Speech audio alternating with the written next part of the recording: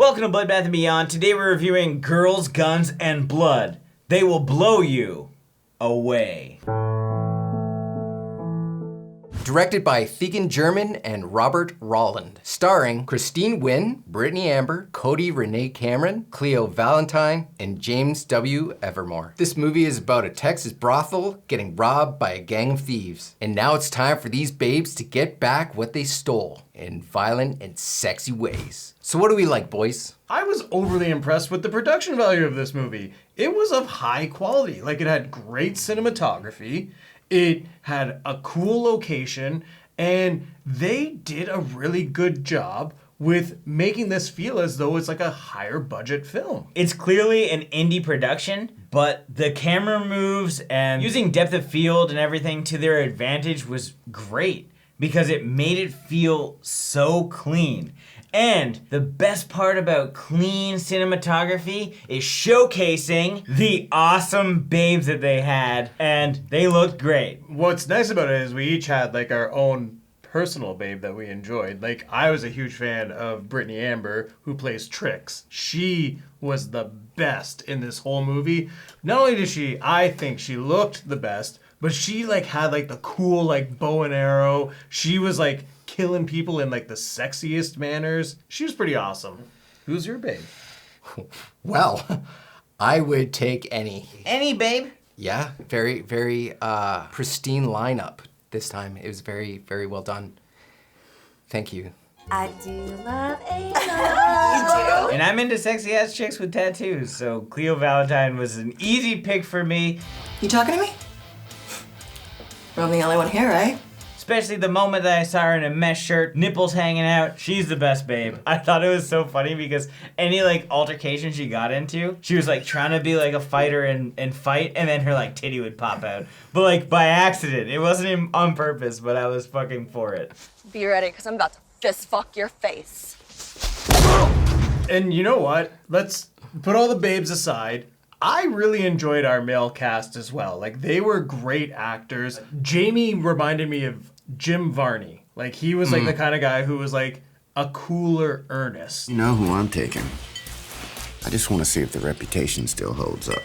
More badass. More badass, yeah. But like, the one guy, I feel bad because I don't know his name, but with the red beard, he was the most badass. He had like the coolest choreographed martial arts scene in this entire film. And that's definitely a highlight of the movie are the action sequences because all of the fights looked great. Like they looked legit. Specifically the one scene where you see Kaiser just wreck these dudes walking down a hallway. That's fucking dope, dude. And the fact that a lot of these scenes are actually long takes as well. So he might go up the hallway, beat a bunch of people, say some shit, and walk back. And there's a lot of long takes throughout the film, which are dope. The action scenes were like spot on. They were very well done. The choreography, even the hitting, like the angles that they had, it looked like they were actually hitting. And the Bionic Man sound effects for any slow motion shots were epic. It was like a homage to the $6 million man. I tip my hat to you. The beginning dialogue with Kaiser was probably my favorite out of the whole movie. His facial expressions, his reactions, it was great. And the length of time for the gag to drag on was actually pretty damn good. And that's to say a bit about the humor in this film. It's definitely a self-aware movie. They know what kind of movie they're making. The comedy is meant to be a play on like Grindhouse style of movies. So a lot of the conversation may feel awkward and out of place, but that's the purpose of it. These guys don't know the suffering they're about to fucking endure. I swear, I'm gonna crucify a motherfucker. As I think about the likes, I just keep thinking about the sexy ass girls, to be honest. Yeah. I mean, it is part of the title. That's what we're supposed to appreciate. Man, that one girl in the white shirt with her nipples out. Trix! Ooh, Trix is for bri-bri. She shows her boobs more than anyone. But all the boobs that are shown are great. It's important to state that. When you see the boobs, you're gonna like them. What are your dislikes, boys? I want to go back to talking about the self-aware humor in this film because we know exactly what they're trying to do, but that doesn't mean that it's gonna hit the mark.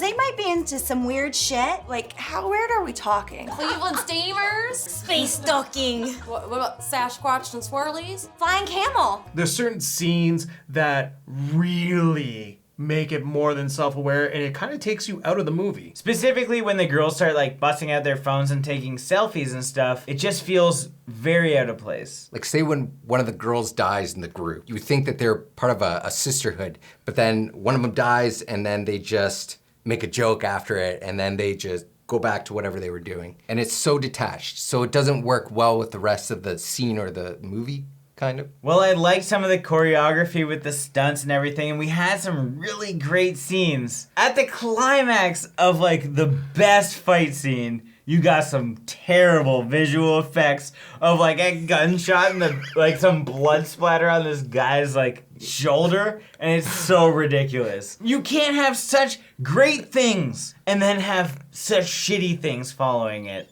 It ruins everything, and that's unfortunate because we get this as a smaller budget movie, but there's so much good here that even just like throwing some like blood on somebody, like some practical blood, spray it on and just like quickly like whip pan or cut to that shot to show it would have been way better than trying to just show it in visual effects. This is a common dislike for me in films, and I really don't like it when they start the movie with something that's going to happen later on in the film, and then they flash back, and then we get like a half hour leading up to that point that we just saw. It's really annoying because you're just expecting it. I like the idea of not knowing who's gonna be a bad guy, who's gonna get shot, but when they give it away in the opening shot, you're just like, well, I already know who's gonna die and I know who the bad guy is. So the next 30 minutes isn't gonna be as meaningful as it would be not knowing who was who. And this is just like a general thought. This is not specifically to this movie because they were lighthearted about the situation, because there's even like a shot in the movie where it says, and this movie will continue, as if it was going to like just end in the middle of the film, and we were like, are you fucking kidding me? And then they immediately were just like, right now. We were losing our shit. This is not necessarily like a massive dislike, but it's worth noting that it's pretty evident when you're gonna kill characters off. I'm Emily. Nope. She looks like she can read. Like, we meet our first 4 hookers, and they are hookers, don't give me that shit. And then there's like 3 other girls, but they just kind of like walk in, but we obviously know that these 4 girls are the main girls. So we know that those other 3 girls are gonna die immediately. That's not really a major spoiler. They die nearly within 3 minutes of them even appearing on screen, which kind of sucks for them, but it's also very apparent. Now it's time for our final thoughts and ratings. This was actually a quality movie. The production value was high, the cinematography was well done, and we had gorgeous ladies on screen.